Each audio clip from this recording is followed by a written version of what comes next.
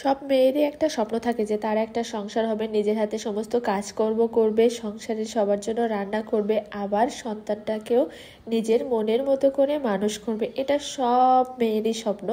তো সবার কতটা স্বপ্ন আমি জানি না, কিন্তু আমার প্রচুর পরিমাণে স্বপ্ন ছিল। যেহেতু আমার বিয়ের 4 বছর পরে আমি সংসারটা পেয়েছি, এই জন্য সংসারের প্রতি আমার একটা কেমন জানি মায়া কাজ করে। শুধু আমার না, হয়তো বা সবারই সংসারের প্রতি একটা মায়া কাজ করে, আর বিশেষ করে আমার বাচ্চার প্রতি, কারণ সেও তার বাবাকে 4 বছর পরেই পেয়েছে।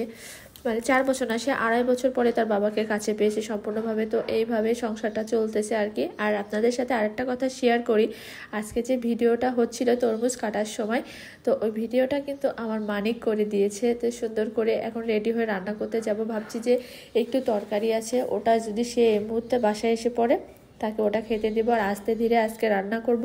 এটাই সব থেকে বড় চিন্তা, কি রান্না করব। তো ভাবছি যে মাংসের কলিজা আছে, ওটা রান্না করব। আর সে যদি তাড়াতাড়ি চলে আসে, তাকে আরেকটা তরকারি আছে, ওটা দিয়ে খেতে দিব।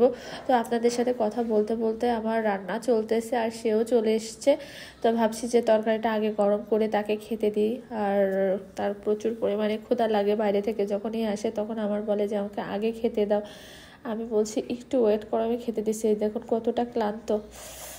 তো আমি বললাম তুমি ফ্রেশ হও, আমি তোমার জন্য খাবার রেডি করছি। তো সে ফ্রেশ হতে গিয়েছে। এই যে আমি এখানে জাস্ট, এটা ক্যামেরার ফিল্টারের কারণে এই তরকারি কালারটা এমন আসছে আর কি বন্ধুরা।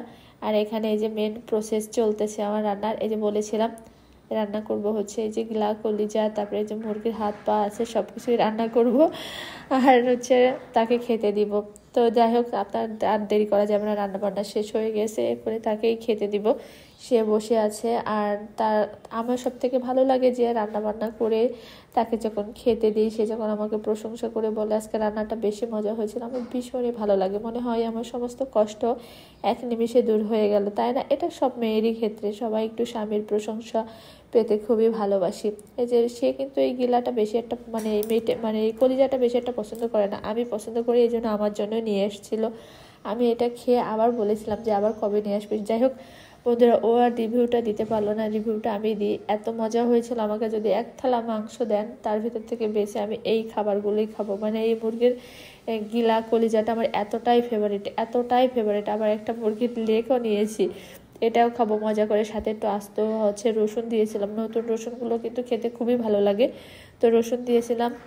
আর হচ্ছে এই যে মুরগির চামড়া ছিল, অস্থির মুরগির চামড়ার সাথে একটু তেল ভাত ছিল, গালে দিয়ে জাস্ট কি হা কি স্বাদ।